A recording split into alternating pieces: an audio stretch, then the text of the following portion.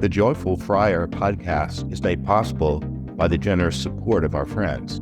To support the podcast, please visit nathan-castle.com and donate today. Hi, and welcome to this episode of the Joyful Friar podcast. I'm Father Nathan Castle, your host. And today, my guest is a dear friend and prayer partner in the ministry that I often talk about on this podcast. I want you to meet Michael Quinn. I've just asked Michael before we went live with this to introduce himself to people that don't know him, because even though we've known each other several years, we've had kind of honed in on one aspect of each other's lives, and there's lots about Michael that I don't really know, so I hope to learn a little bit more today. So, Michael, take it away. Thank you, Father. It's an honor to be here, a privilege to be here. You are indeed one of my dearest friends, as my wife Linda was, who we'll get to in a minute, but she passed away in December. And I was very gratified. I see behind you a copy of your third book, which you, right before it went to print, you dedicated it to Linda. It did. She died on the 6th of December, right? That's right. And we were just very close to uploading the book to Amazon at that time. That's right. And I was very, very gratified that you did that. There's various stories in book number 3 that feature Linda and I acting as co-prayer partners with you with various sessions that you had. Mm-hmm. And I guess I can mention that I first met you when we were on a panel in September of 2019 of the International Association for Near-Death Studies. Yes. You had written your first book on Afterlife Interrupted, and Linda and I had co-authored a book called Soul Release Intercession, Assisting the Actively Dying at the Time of Transition. Linda and I have been hospice volunteers for over 20 years. And based on those experiences, we wrote that book. It's specifically designed for families of loved ones who are actively dying. And that was the subject that I spoke about at the conference. And of course, you spoke about your work. Mm-hmm. And we talked afterwards, and you thought that perhaps the work that I was doing was somehow could co-join with the work that you were doing, and thus we've been doing this now for almost 5 years. Right. Linda and I have participated in over 70 different sessions with you and assisting those who have died from trauma with making their next step in the afterlife. And part of the reason that we did so many together is because you were so available. You almost always answer your phone on the first ring. Who does that but Michael Quinn? And Linda was still working at the time of her death, wasn't she? That's right. You kept trying to get her for 10 years, so that's why I'm available all the time. So sometimes it was just the two of us if Linda was at work, but oftentimes it was the three of us. Right. But let me at this point say this. I think this is really cool. We've done 70 sessions, and I can't begin to talk about the impact it's had on my life, on Linda's life, and hopefully on the lives of the various souls that we talk to.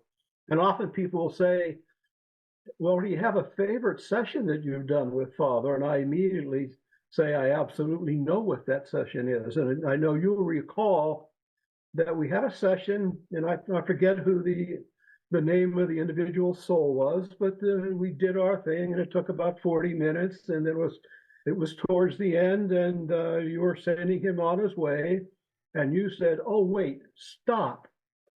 Over here, there's a group of people, and they're waving to you and Linda. Oh, yeah. They are hospice patients and their families that you assisted when they were here on Earth. And they have such gratitude, and they saw this opportunity as a way to sort of nudge their way in on your session to express their gratitude to Linda and myself. And that more than any session we've ever been involved. By that time, I'm in tears. And so the amount of gratitude that I experienced as a result of that was just was just enormous. And I think you remember that I session. do. It's funny because I just was in Texas at my 50th high school reunion, and when you get together and reminisce about old times and things in the past, people remember different things, and people were bringing up to me experiences we had together that I'd forgotten all about, and Right, that's not one that's top of mind to me the way it is to you, but it's a happy memory. I remember it well now that you bring it up. right. Yeah, yeah. So it was very beautiful. And again, they were souls, patients that we had over 20 years in our hospice work. Now, Linda and I had a sort of a specialty or a subgroup of hospice work, and that was a group of us who worked with the actively dying. We were on call 24/7 And to would you go. would you stop and define that for people that might not be unfamiliar with that phrase, Yeah, I was just going to do that. please? And actively dying means someone who is expected by the hospice staff to die within uh, 24 to 48 hours. Hmm. And we go to their bedside, either in the hospice unit or most of the time it's been in nursing homes. And it's been a privilege for me, certainly, because it's very different work than other hospice work where you're visiting hospice patients who know that they're terminal, but yet they're still conversant, and you converse with their families, and usually you go to the homes, and but this work was very different, and so we wrote a book based on our experiences and on, particularly for families, on how they can assist their loved ones who are actively dying. I always refer to Ecclesiastes chapter 7, verse 1, I think. It says that the moment of our death is even more important than the moment of our birth. And boy, I believe that's true, because the moment of our death can be such a sacred, sacred time. And almost everybody, if they have it, in your listeners, if they haven't already, they will be at the bedside of a loved one who's dying. And there's some things that they should know that I would say in our 20 years of hospice work, I'm going to tell you what I think is the absolute most important thing I've ever learned. And I absolutely believe this to the foundation of my core. And that is, when we look at our loved one when they're actively dying, we almost always see them as unconscious. We never use the term unconscious. We use the term non-responsive, Hmm. which means that their senses are no longer functioning. I absolutely believe that at a subtle yet acute level, they are aware of everything that is going around them, and they are actively preparing for death. And what's most important is that we, as their loved ones or as a hospice volunteer, have the ability to communicate with them at that level.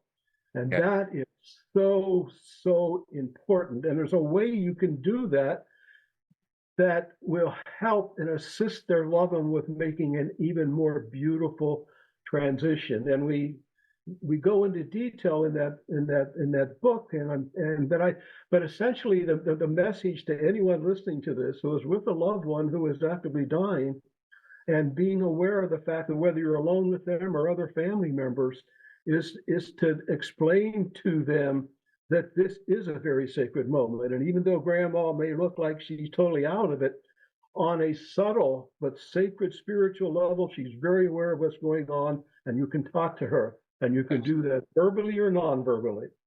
Right. And in that message to grandma, we'll just use that as an example, it's very conversational.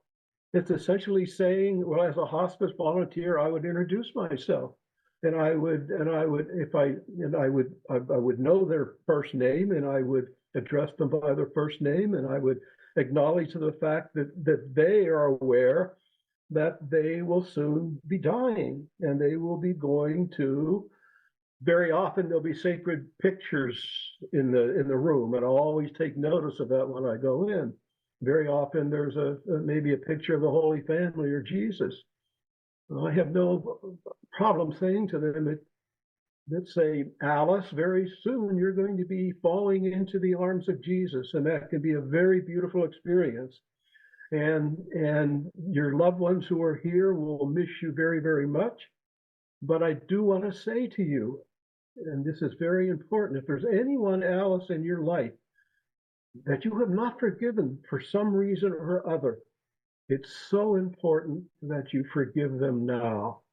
And also, if there's anything, Alice, that you have done that you feel that God would not forgive, please understand how important it is that you let go of that and quickly just make the quick intention to ask for God's forgiveness, even though He's already forgiven you.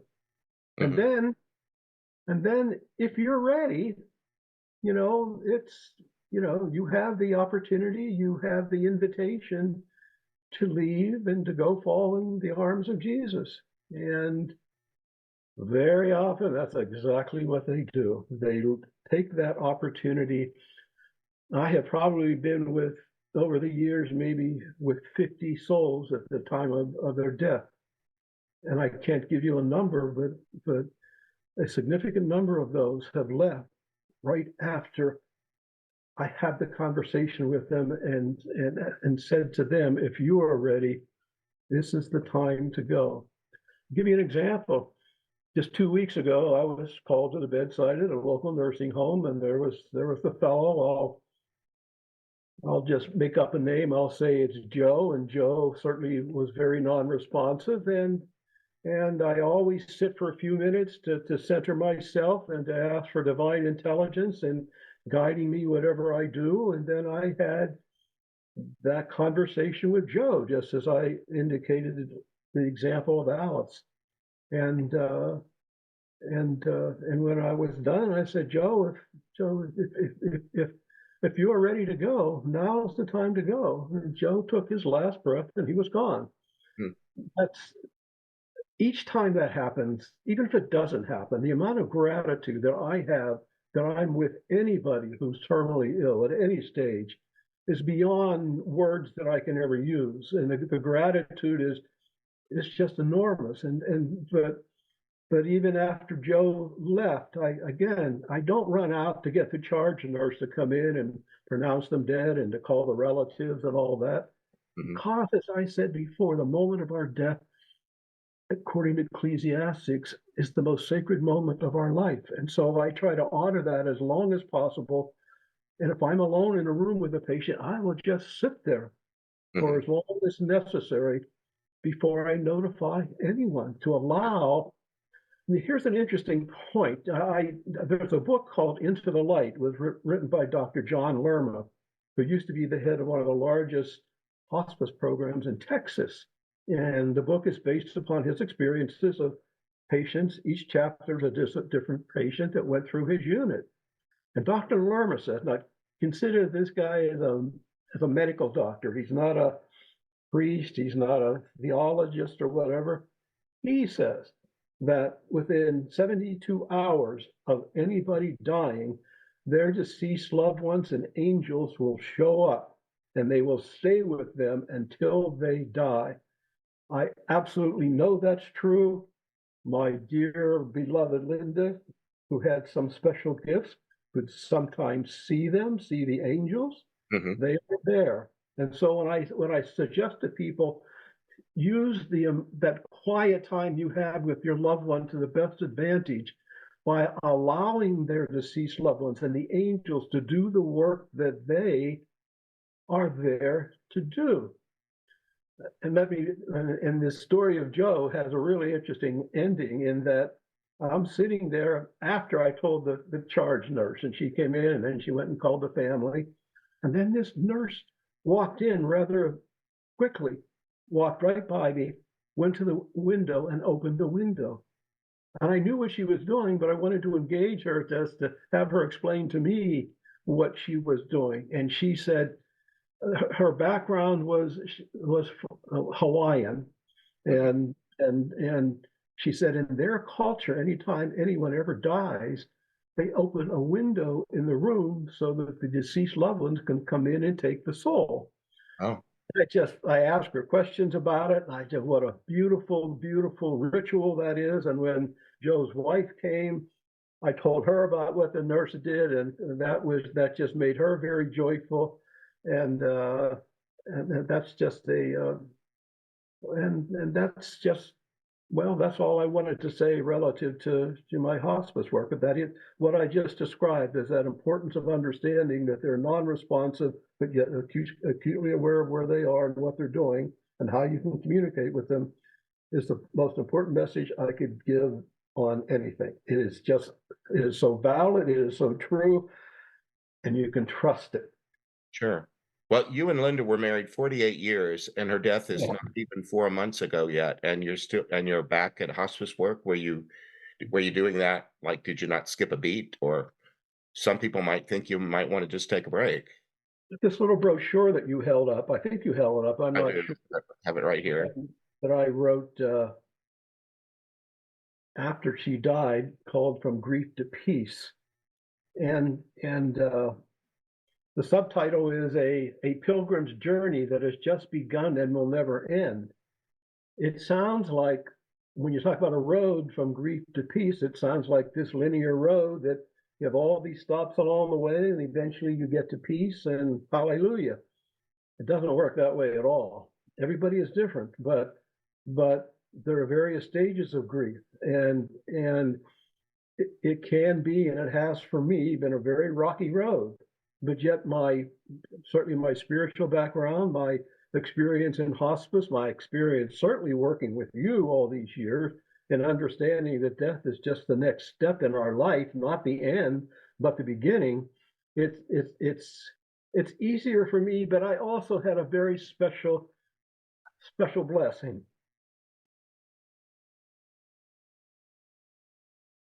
And that was, Linda and I have some very special friends, and one of our very special friends, Linda,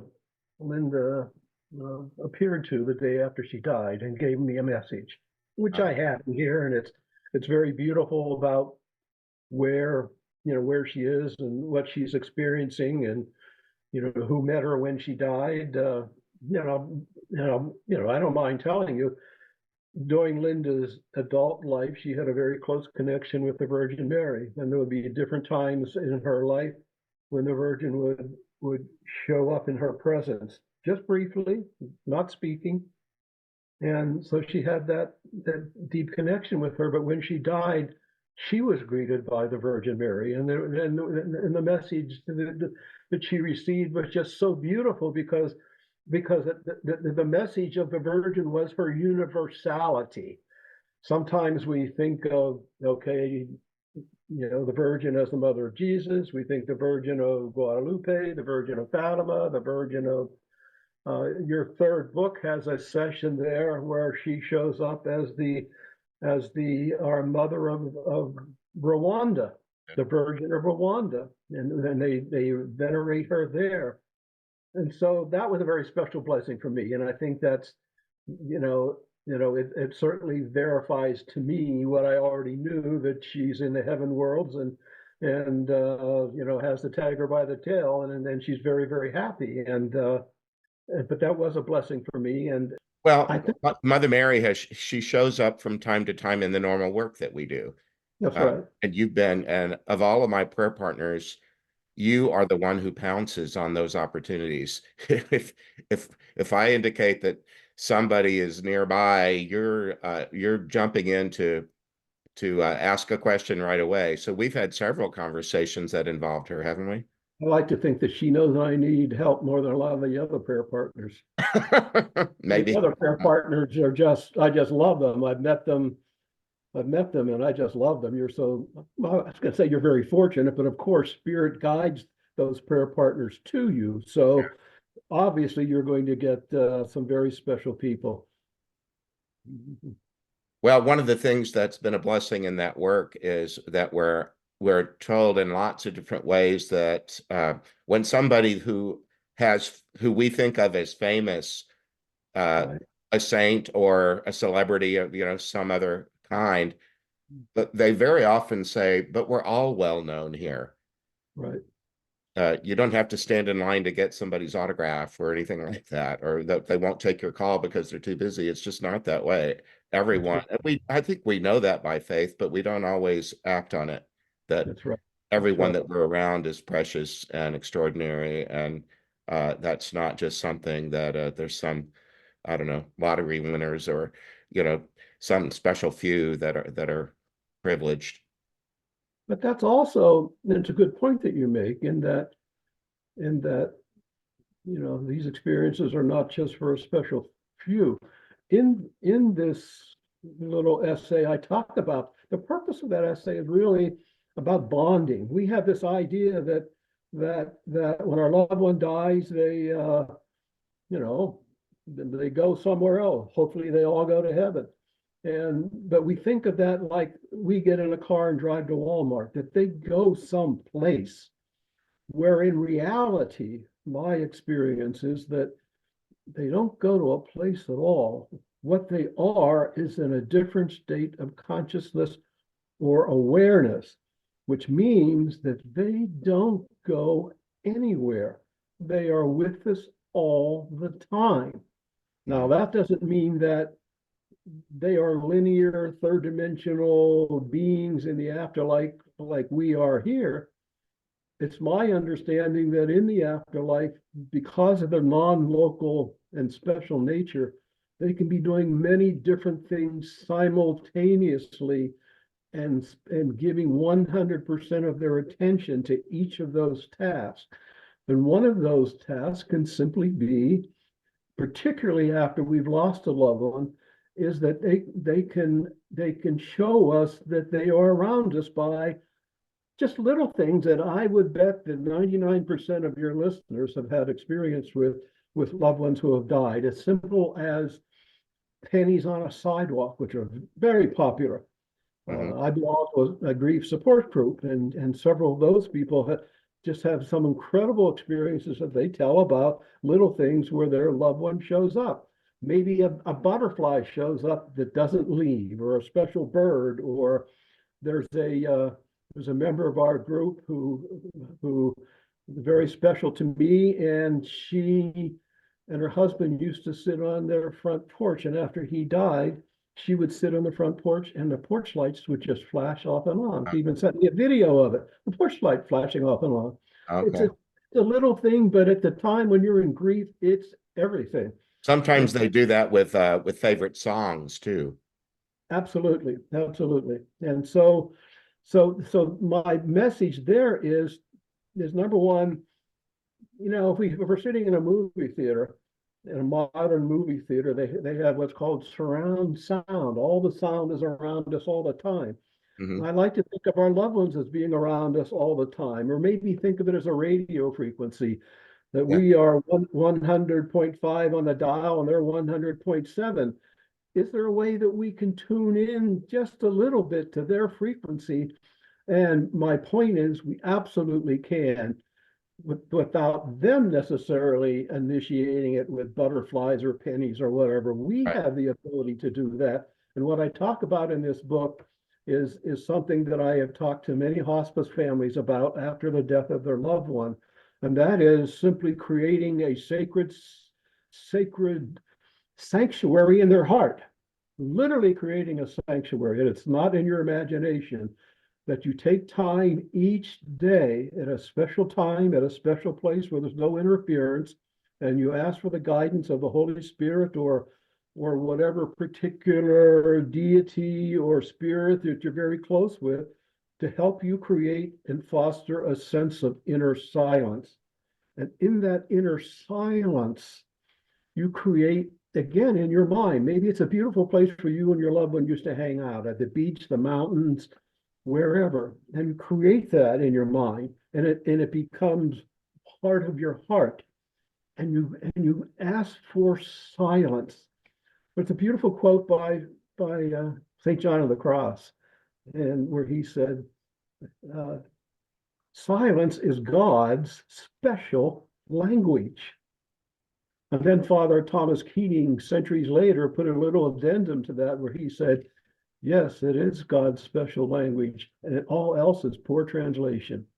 So silence is such an important part of, regardless we're talking about loss of a loved one, silence in our everyday life is so important. And so many of us fear silence that we always have to have the TV on. We always have to be holding our iPhone. We always have to be on the computer. And sometimes we're actually afraid of silence. And I'm not exaggerating. If I could tell a real quick story, I think maybe your folks would enjoy this. Okay. Mount St. Sepulchre Franciscan Monastery in Washington, D.C. They're known for their beautiful rose gardens, and so the friars decided they wanted to create a little hermitage on their property where people could come from the Washington, D.C. area for 2 or 3 days to escape all the entropy and just be silent and in meditation. But they didn't want any hermitage kind of shack from Walmart or someplace. They wanted something special. So they went to the Catholic University of America, their architectural department, and they got 12 volunteer architectural students to design it. The friars only made one request. The request was, before you do any design work, we want each of you to come to the monastery and sit on our grounds outside by yourself for 1 hour. And hopefully that period of silence will help to foster some ideas in your mind as to how this little hermitage could look. They all agreed, they all went individually, and at the end of that period of time, the friars reported that of the 12 students, 9 of them could not sit in silence for 1 hour.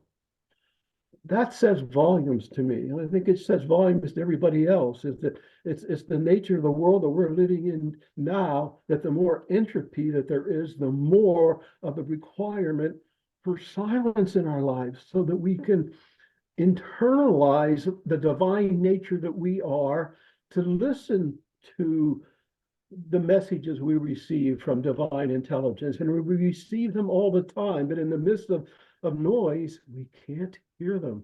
Right. But by creating this sacred inner sanctuary and visiting it daily, and speaking to God in that sanctuary, but also inviting our deceased loved one to visit us there.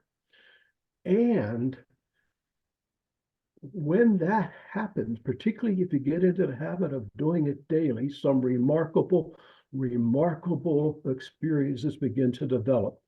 You may not see your loved one, you may not hear them, but on some level, you know that they are there, and you allow your heart to communicate with them, not your mind or your words. And when that happens, when you culture that and foster it day in and day out, it becomes something you really look forward to every day. 2 days ago, Linda showed up in my meditation just for a second. But that was all, and it was so beautiful. But that's because that, it's culture that I do those periods of silence every day. Was that sensate in some way? Was it visual, auditory? What was it like? I'm sorry? Was that visual in your mind's eye? It was visual. It was visual. Okay. For 1 second. That's nothing flashy, no message, but the reality was that she was there. But it's also important to recognize that, often when our loved one dies, we tend to sanctify them. But our loved ones were not saints. We are not saints. In our relationships, we've had difficulties with them. And we can use our sacred sanctuary to heal any difficulties. That in addition to welcoming them out of the incredible amount of love in our heart for them, we can, when we feel comfortable, address any difficulties that we have. And it's up to every individual to determine how you communicate that to your loved one, and how and interpret what the response is. But if you're integrous with it and you do it, the results can be very healing, not only for you, but for your loved one. What would you say to someone who's afraid to do that because they have voices in their head that accuse them of not being a good daughter, or something they did in the last day or two, they wish they'd have done it a different way, or their loved one might be mad at them, or how, you must have had that happen before. How do you respond to somebody like that that is I afraid of tell that? them, I tell them to call you. All I'm right. not a theologian. You wouldn't have to, but But but again, it's number one, you're making your intention. Just like in your work, you convene a communion of saints before you do any of the work at all. You always. bring Saint Michael the Archangel and other saints to provide protection and assistance.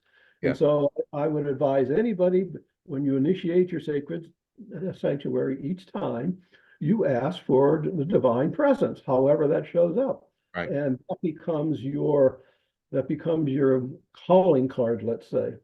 Well, Now, if you did send them my way, I would add the element of truth and say, if you have voices in your head that are saddening you because you wish you'd have done this or not done that toward your deceased loved one, listen for truth, because sometimes the persistent voices in our head are not telling the truth. They're just accusatory, or they're right, exaggerated in some way that sadden.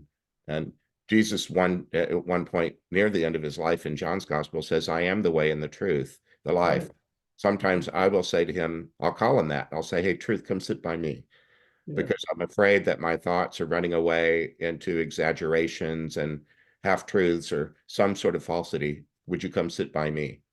right. That's beautiful. Thank you. It's a wonderful insight. And by the way, when you're, regardless of what you're communicating with your loved one about, if there's some other person that in your life who has died, you can invite them into your sanctuary too, particularly if there's healing needed. And you Yeah. can do the same healing with them.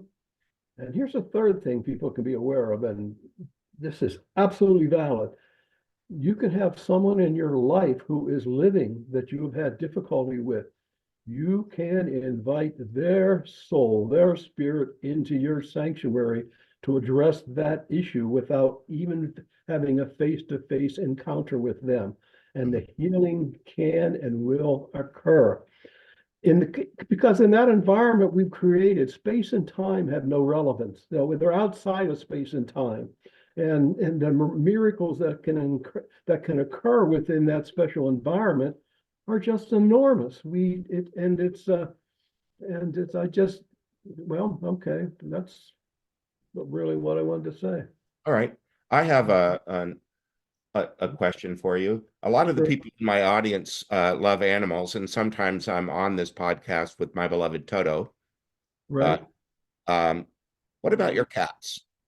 You had two cats that you and Linda both have loved. What has their response been since her death? Uh, it's I don't know whether I'm reflecting my sadness or I'm just picking up their sadness, but there's definitely a difference. And and and uh and but there's also a difference in my relationship with them. Linda absolutely adored those cats. Now I find that they are so important to me, not only for comfort, but it's also a connection with Linda. And I also, and I said to Linda shortly after she died, I said, if you're listening, honey, these cats are your responsibility. Okay, you Oh yeah. love them.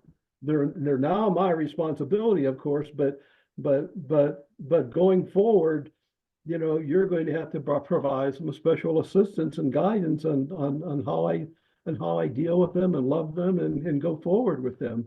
Some pets can be very empathic, and they they might feel your sadness or your grief and want to console you, or maybe they seek that from you and become a little more clingy than they might have been before. I've seen all of Right, that. right. But we've seen when we've done sessions with you on Zoom, we've seen one of our cats. You never saw it on Zoom, but her crow's nest is right there, and she'll sit there the whole time Uh-huh. in rapt attention. And then we're done, she leaves. So, she's picking up something. What it is, I don't know, but she's very sensitive. Well, Toto lived in a crate for the first couple of years of his life and was all matted and had been neglected when Father Richard, my friend, Mhm. first received him as a Mhm. rescue animal. And so I feel like he has his own little knowledge of what it feels like to be unloved. And when he's in my arms and someone moves in one of our sessions, very often that person will pet him and talk to him and stuff. That's right. That's right. I've witnessed that. It's beautiful. Yeah. What else do you have to say that you haven't said? Is there some message that you're quite eloquent on this topic, so you might have already given us your best shot in a condensed way? Well, it's I mentioned that Linda we wrote that book called The Soul Release Intercession, which is actually a technique that was taught to us by a very good friend of ours who was a healer from South Africa. And he had been with many souls at the point of death. And so that was the second book we wrote. The first book that we wrote, co-authored together, was Inspiring Passages from Near-Death Experiences to Comfort the Dying. We've always been familiar with the whole near-death phenomena, and I'm sure many of your listeners are. And so at one point we started typing up a few pages and sharing them with our patients, and they found them intriguing. And so we thought, well, we'll just go online and find a book somewhere, and we'll buy a book and give it to patients. And couldn't find anything. And then we emailed Dr. PMH Atwater, who has written over 30 books on near-death experiences, and we said essentially to her, "Hey, here's what we're looking for. You're familiar with all this. Would you please point out where this book is so we can buy it?" And her response was quick and to the point. She said, "The book you're looking for does not exist. That's why you must write it." So we did, and it's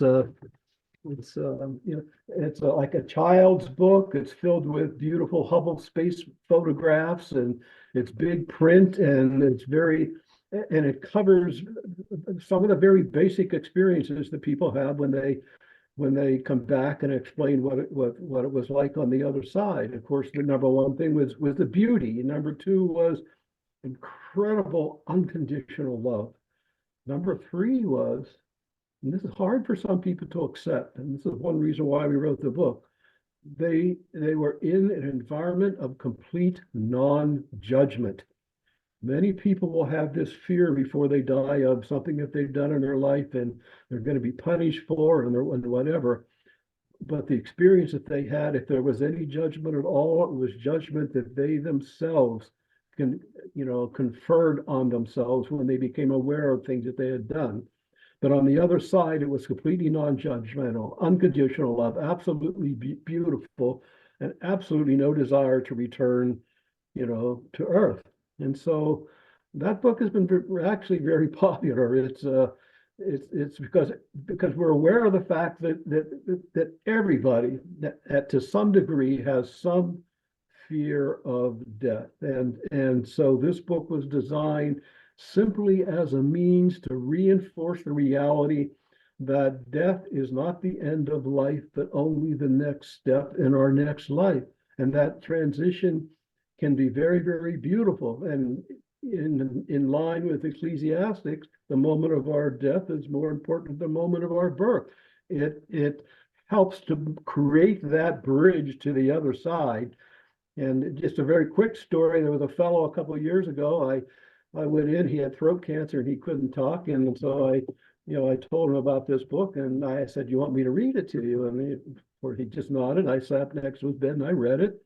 And occasionally he would stop me and motion. He wanted me to repeat something, and so I did.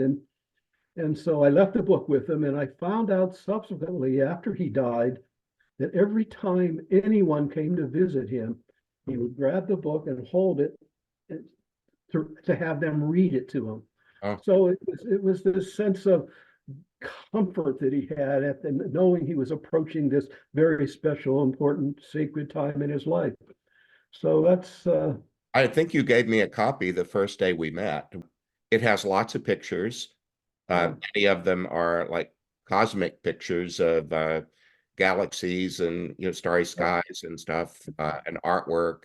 It struck me as something that a person who might be kind of indifferent, sometimes when there's a person in hospice and even actively dying, there might be somebody that's hovering over them, and a brother-in-law or somebody off in the corner that's around because they kind of have to be, but Right. don't want to be as involved in it as other people in the room, or maybe just don't like to express their emotions in front of anybody else. It looked like something that that could engage people who were willing to look at a picture or read captions, because it's not dense prose.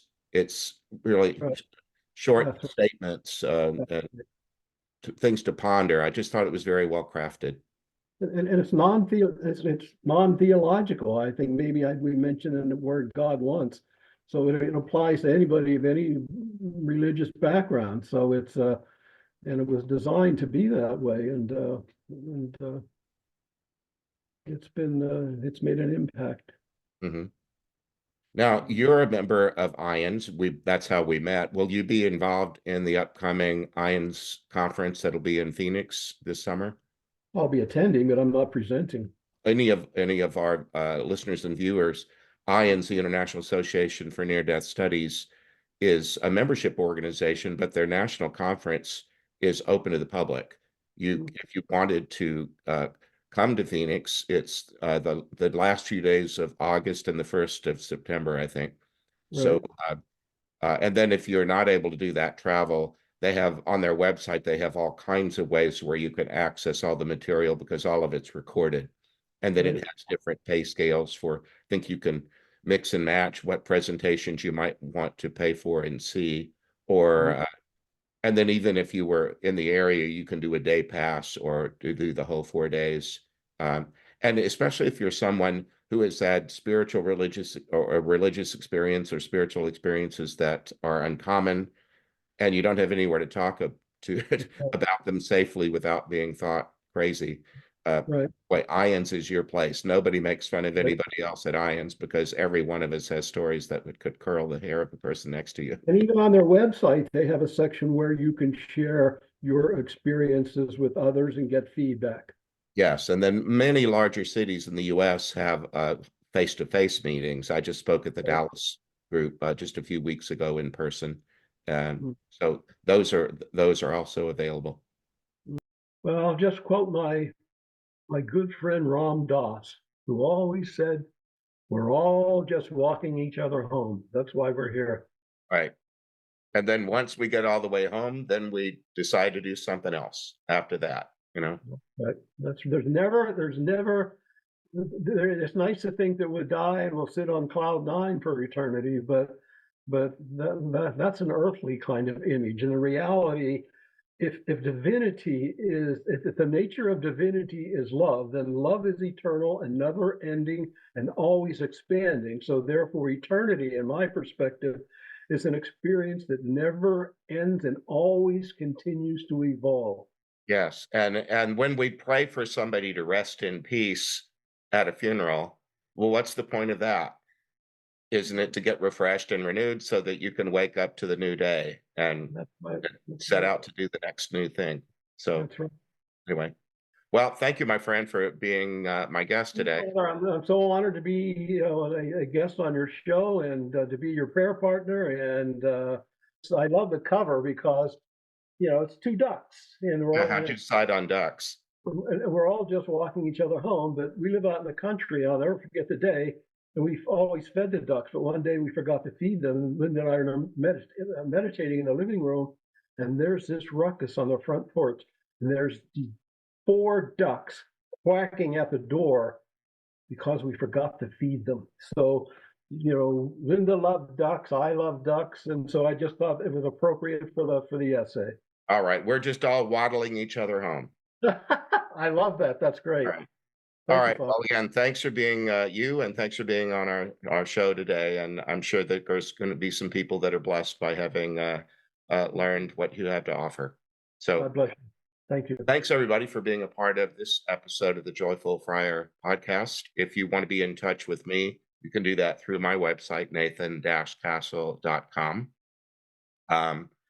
And we'll in the show notes, we'll figure out how to make Michael's materials available to you also.